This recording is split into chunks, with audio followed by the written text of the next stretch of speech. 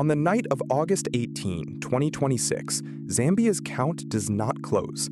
Officials suspend the tally. Opposition lawyers call the process a fraud.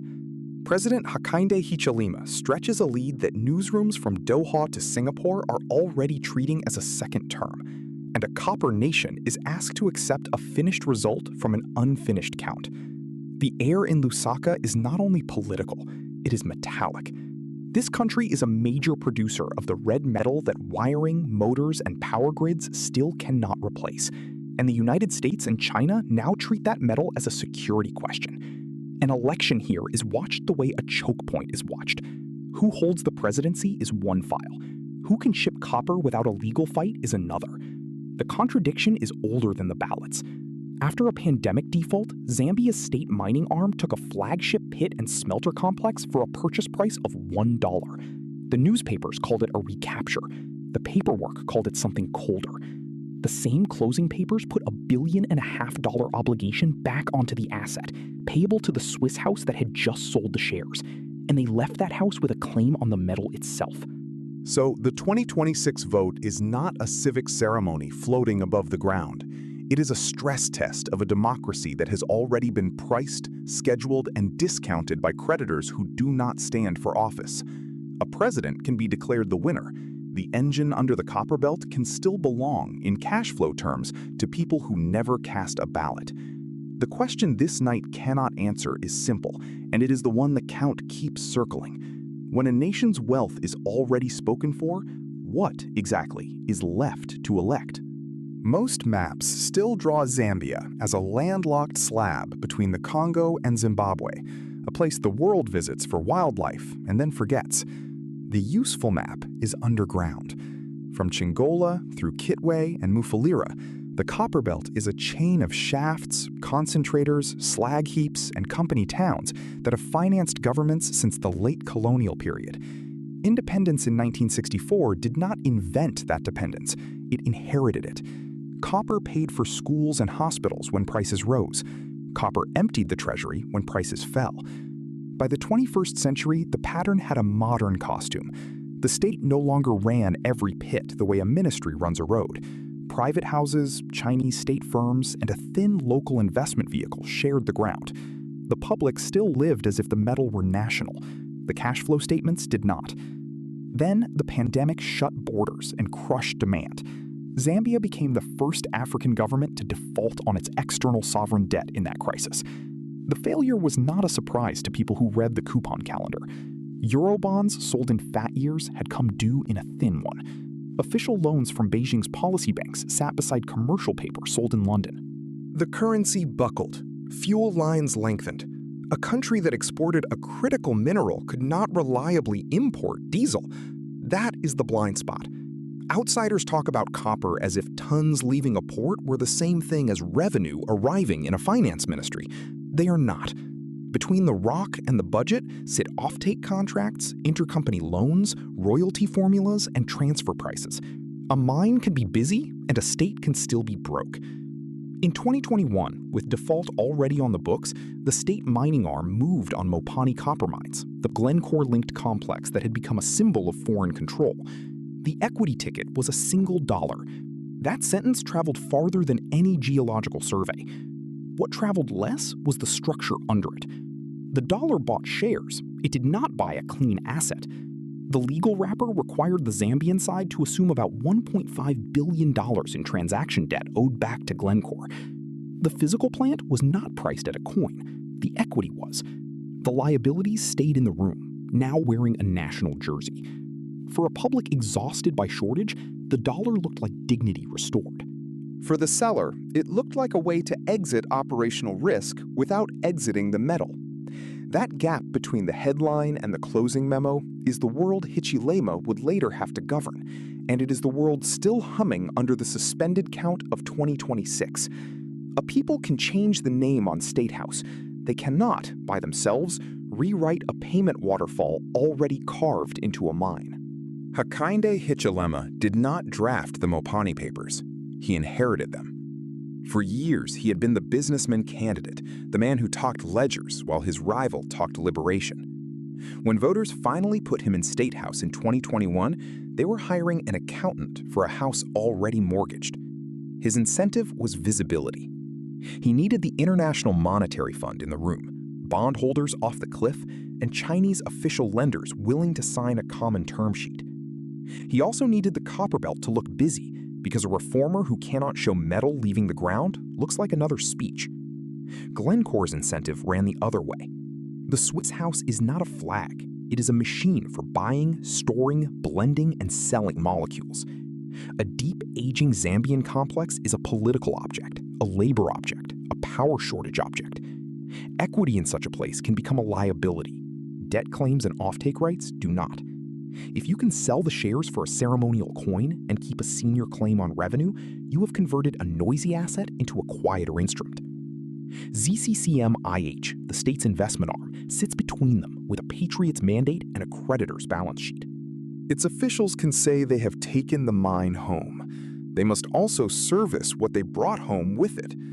Around that triangle stand two larger factions who never walk the stopes. Western bondholders want comparability. They will not accept a haircut that leaves Beijing whole.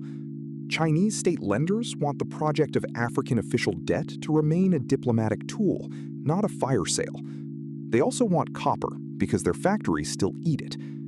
None of these actors needs to meet in one room to shape a Zambian morning. They only need to refuse to sign. Hichilema's first-term psychology is the psychology of a man who campaigned on competence and discovered that competence in a common framework country means waiting. He can tour a shaft. He cannot order a coupon to vanish. Every life-or-death decision in his inbox has the same ugly shape. Cut a subsidy and survive the street, or keep the subsidy and miss a staff-level meeting in Paris. The mine does not care which one he chooses. The mine has already been assigned a buyer. The decisive papers do not read like a national epic. They read like a commodities desk protecting itself. After the dollar closing, Glencore does not disappear from Mopani. It remains in the Waterfall. The structure grants the house exclusive rights to buy the copper the complex produces. That single clause is easy to skip if you think mining is about flags over gates. It is not. Whoever lifts the metal sets the price conversation, the destination, the timing, the quality claims, and the discounts. A state that owns the equity but does not own the offtake owns a photograph of a mine. The same architecture reaches into revenue before anyone in Lusaka can argue about schools. Glencore is positioned to take as much as 17.5% of gross revenue. Gross, not profit. Profit is a story managers tell after depreciation, related party fees, and a bad year. Gross is the money that appears when concentrate is sold, before the nation starts its own argument. A slice of gross is a private royalty wearing a commercial suit. Stack that slice on top of the $1.5 billion obligation owed back to the seller, and the recapture begins to look like a lease. Zambia's officials can put their name on the asset. The cash still salutes first at a desk in Switzerland. This is the mechanism that then walks into politics. Hichilema's first term becomes a long corridor called the Common Framework, the group of 20's attempt to make official creditors and private creditors move in something like the same direction. In theory, the corridor is orderly. Official bilateral lenders negotiate. The IMF draws a program. Bondholders are told they must suffer comparably. In practice, the corridor is a veto chamber. Chinese ministries do not enjoy being scheduled by a Western club. American and European funds do not enjoy discovering that a policy bank in Beijing still expects to be treated as a development partner rather than a distressed debt player. Each delay is a domestic event. The Kwacha hears it. The fuel importer hears it. The civil servant whose wage has already been promised in a manifesto hears it. Austerity is not a mood. It is the only instrument a program country is allowed to play while the term sheets stall. Power tariffs edge up. Subsidy language disappears from budget speeches. Capital projects that look like jobs on the Copperbelt are recast as contingent items awaiting external clearance. None of this requires a foreign official to stand at a Zambian rally. It only requires the finance minister to enter a room already furnished by people who will not face those rallies. Meanwhile, the mine keeps producing under its private rules. Exclusive purchase rights mean the state's great asset cannot shop the world when prices spike. The 17.5% claim means a boom still arrives pre-skimmed. The transaction debt means even a good year is partly a repayment year for the former owner. Idealism says a newly elected president can reopen a bad contract because voters have given him a mandate. Reality says the counterparties have London Council, arbitration venues, and a copper market that punishes countries that look difficult. Ambition says Zambia can use the American interest in critical minerals as leverage against Beijing, or Beijing's hunger for concentrate as leverage against Washington. Constraint says both capitals want the metal more than they want a messy precedent in sovereign workouts. Dominoes fall in ordinary rooms. A delayed official creditor committee meeting becomes a delayed IMF review. A delayed review becomes a hole in the budget. The hole becomes a street argument about mealie meal. The street argument becomes an opposition claim that the reformer is a clerk for foreigners. By the time 2026 arrives, the election is already wearing the debt. Suspended counting and fraud allegations are the local language. The international language is simpler. Can this government keep the program, keep the metal moving, and keep the courts from becoming a second Ministry of Finance? Barriers do not break cleanly. Some official lenders sign. Some bondholders hold out longer than any campaign speech can explain. Mining houses promise reinvestment and then wait for the legal weather. Hichilema can point to the fact of a second-term lead as proof that the public still prefers the clerk to the chaos. His rivals can point to the stalled tally as proof that the clerk now needs the process more than the process needs him. The wound is not which of those sentences is louder on August 18. The wound is that both sentences can be true while the offtake clause continues, indifferent, to route Zambia's most famous product through a private door. A ballot can change the face that signs the next letter to Paris. It does not automatically change who buys the cathode. There is a temptation to treat this as a parable about one country that borrowed badly.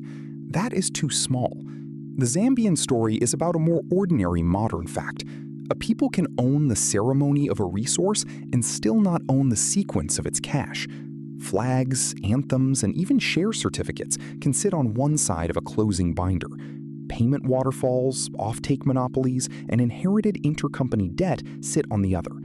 When those two sides diverge, elections become arguments about dignity, conducted in a room whose rent is already assigned. August 18, 2026, with its interrupted count and its fraud charges, is what that divergence looks like when it reaches a polling station. The world leans in because copper is no longer a dull industrial input. It is the metal of electrification, and two large powers would like the Copperbelt to feel like an extension of their own industrial policy. They will offer language about partnership. They will not offer to sit in the queue behind a Zambian clinic. Hichilema's second term, if the declared result holds through the lawyers, will be lived inside that queue. He can bargain at the margin. He can invite a new miner, court a new official lender, or try to reopen a clause when a counterpart needs a political favor. He cannot pretend the first-term corridor was a bad dream. The lesson that belongs here is not that voters are fools or that creditors are cartoon villains. It is that contracts written in a default year become a kind of unelected chamber. They do not campaign. They do not lose. They simply mature. In Kitwe, the night shift still goes underground. In Lusaka, the commission still argues about forms. Somewhere between those two rooms, a percentage of gross revenue leaves the country before the argument is finished. The haunting question is not whether Zambia can hold another election. It already has. The question is whether a copper state can ever put the metal back into the sentence that begins with the word "we."